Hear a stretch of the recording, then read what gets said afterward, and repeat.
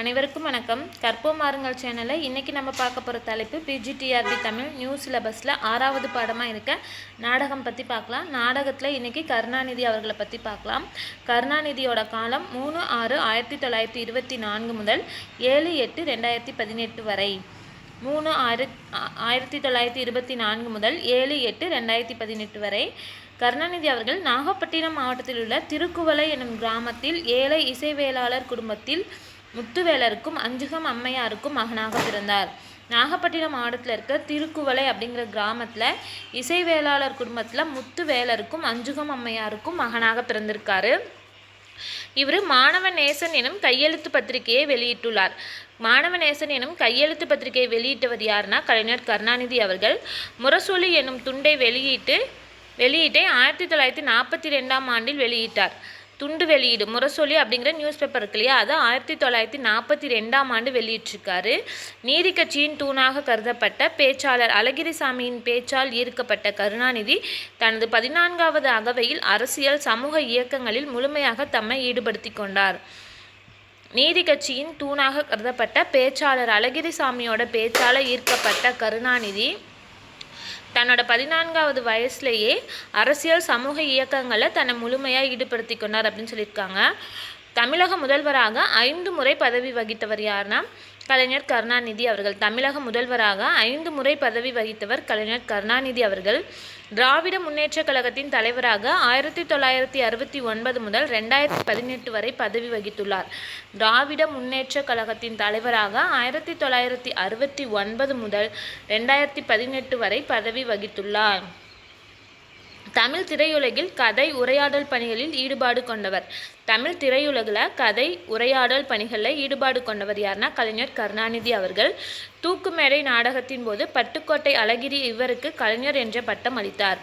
தூக்குமேடை எழுதின அப்போ தான் இவருக்கு கலைஞர் அப்படிங்கிற பட்டத்தை கொடுத்தவங்க பட்டுக்கோட்டை அழகிரி அவர்கள்.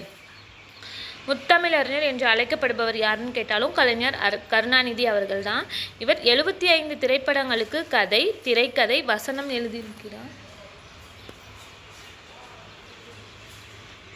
இவர் 75 திரைப்படங்களுக்கு கதை, திரைக்கதை, வசனம் எழுதியிருக்கிறார். 15 நாவல்களையும் 20 நாடகங்களையும் 15 சிறுகதைகளையும் 210 கவிதைகளையும் படைத்துள்ளார்.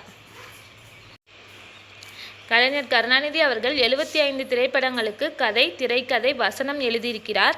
15 நாவல்களையும் 20 நாடகங்களையும் 15 சிறுகதைகளையும் 210 கவிதைகளையும் படைத்துள்ளார்.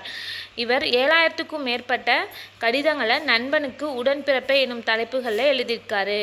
7000க்கும் மேற்பட்ட கடிதங்களை நண்பனுக்கு உடன்பிறப்பை எனும் தலைப்பில் எழுதியிருக்காரு. கலைஞர் கருணாநிதி அவர்களோட வரலாற்று புனைவுகள் எதுன்னு பார்த்தோன்னா ரோமாபுரி பாண்டியன் 1974 எழுதியிருக்காரு.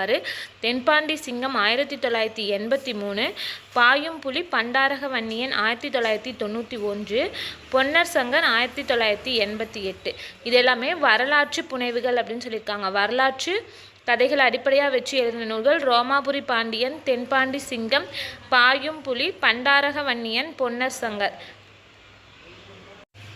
உரைநடை நூல்கள் எது எந்தெந்த நூலுக்கு உரை எழுதியிருக்காரு அப்படின்னு பார்த்தோன்னா திருக்குறள் உரை, சங்கத்தமிழ், தொல்காப்பிய பூங்கா. இந்த 3 உரை நூல்கள் அப்படின்னு சொல்லியிருக்காங்க. திருக்குறள் உரை 1996லையும், சங்கத்தமிழ் 1987லையும், தொல்காப்பிய பூங்கா 2003லையும் எழுதியிருக்காரு. இலக்கிய மறுபடைப்புகள் எதுன்னு பார்த்தோன்னா குறளோவியம், சிலப்பதிகாரம், நாடக காப்பியம் அப்படிங்கிற தலைப்பில் எழுதியிருக்காரு. அடுத்ததாக தாய், பூம்புகார். முரசொலி மலர்களில் வெளிவந்த தொடர் எதுனா பூம்புகார். குறளோவியம் 1968லேருந்து 85 2 டைம் எழுதியிருக்காரு. சிலப்பதிகாரம், நாடக காப்பியம், தாய், பூம்புகார். இவரோட தன் வரலாறு நூல் எதுன்னு பார்த்தோன்னா நெஞ்சுக்கு நீதி அப்படிங்கிற தலைப்பில் தினமணி கதிரில் எழுதியிருக்காரு. முதலாவது பகுதியாக தினமணி கதிர்லையும் முரசொலி, குங்குமம் ஆகிய இதழ்களில் தொடர் கட்டுரையாகவும் எழுதியிருக்காரு. பின்னாடி அக்கட்டுரைகள் 4165 பக்கங்களை கொண்ட 6 பாகங்களாக வெளிவந்திருக்கு அப்படின்னு சொல்லியிருக்காங்க. அப்போனா கலைஞர் கருணாநிதி அவர்களோட தன் வரலாற்று நூல் பேர் என்னென்னா நெஞ்சுக்கு நீதி. கருணாநிதி எழுதிய நாடகங்கள் என்னென்னு பார்த்தோன்னா சிலப்பதிகாரம், மணிமகுடம், ஒரே ரத்தம், பழனியப்பன், தூக்குமேடை, காகிதப்பூ, நானே அறிவாளி, வெள்ளிக்கிழமை, உதயசூரியன், நச்சுக்கோப்பை. இதெல்லாம் கருணாநிதி அவர்கள் எழுதிய நாடகங்கள். சிலப்பதிகாரம், மணிமகுடம், ஒரே ரத்தம், பழனியப்பன், தூக்குமேடை, காகிதப்பூ, நானே அறிவாளி, வெள்ளிக்கிழமை, உதயசூரியன், நச்சுக்கோப்பை. இதெல்லாம் நாடக நூல்கள். அவர் எழுதிய புத்தகங்கள் பார்த்தோன்னா குறளோவியம், நெஞ்சுக்கு நீதி, தொல்காப்பிய உரை, சங்கத்தமிழ், பாயும் புலி, பண்டாரக வன்னியன், ரோமாபுரி பாண்டியன், தென்பாண்டி சிங்கம், வெள்ளிக்கிழமை, இனியவை 20, பொன்னர் சங்கர், திருக்குறள் உரை, மேடையில் வீசிய மெல்லிய பூங்காட்சி. இது எல்லாமே வரலாற்று புனைவுகள். அது எல்லாமே கலந்த நூல்கள் தான் இங்கே அவர் எழுதிய நூல்களாக வெளிவந்திருக்கு. அவர் எழுதிய நாடகங்கள் குறிப்பாக பார்த்தோன்னா சிலப்பதிகாரம், மணிமகுடம், ஒரே ரத்தம், பழனியப்பன், தூக்குமேடை, காகிதப்பூ, நானே அறிவாளி, வெள்ளிக்கிழமை, உதயசூரியன், நச்சுக்கோப்பை. இவர் எழுதின நிறையா நூல்கள் திரைப்படங்களாக வெளிவந்திருக்கு.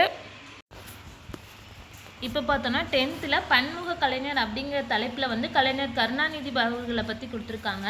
அதில் பார்த்தோன்னா கலைஞரோட கதை வசனங்களில் பகுத்தறிவு பேசிய படங்கள் அப்படின்னு சொல்லி பராசக்தி, ராஜகுமாரி, மலைக்கல்லன். கலைஞரோட கதை வசனங்களில் பகுத்தறிவு பேசிய படங்கள் அப்படின்னு சொல்லி பராசக்தி, ராஜகுமாரி, மலைக்கல்லன் 3. சமூக கருத்துக்களை பேசிய படங்கள் அப்படின்னு சொல்லி மருதநாட்டு இளவரசி, பணம், நாம் திரும்பிப்பார். இந்த 4. அதாவது சமூக கருத்துக்களை பேசிய படங்களில் மருதநாட்டு இளவரசி, பணம், நாம் திரும்பிப்பார்.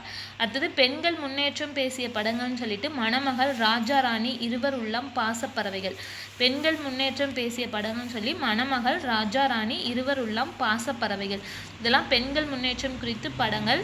அடுத்தது அரசியல் பேசிய படங்கள் எதுனா புதுமை பித்தன், குறவஞ்சி, அரசிலங்குமாரி, வண்டிக்காரன் மகன். அரசியல் பேசிய படங்கள் புதுமை பித்தன், குறவஞ்சி, அரசிலங்குமாரி, வண்டிக்காரன் மகன். இலக்கியம் பேசிய அடுத்தது இலக்கியம் பேசிய படங்கள் பார்க்கலாம். அபிமன்யு, பூம்புகார், உளியின் ஓசை.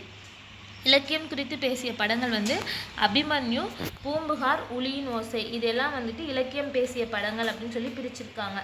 கலைஞரோட கதை வசனங்களில் பகுத்தறிவு பேசினது, சமூக கருத்து பேசினது, பெண்கள் முன்னேற்றம் குறித்து பேசினது, அரசியல் குறித்து பேசினது, இலக்கியம் குறித்து பேசின படங்கள் அப்படின்னு 5 வகையாக பிரித்து கொடுத்துருக்காங்க.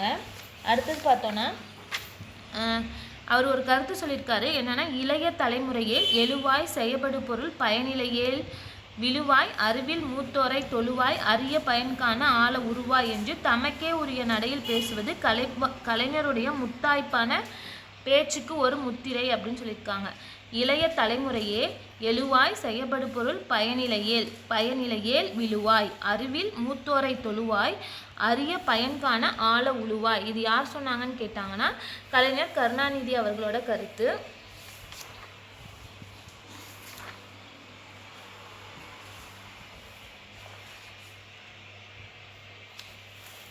இவர் 1947ஆம் ஆண்டு தன்னோட 23வது வயசுலேருந்து திரைப்படங்களுக்கு எழுத தொடங்கியிருக்காரு.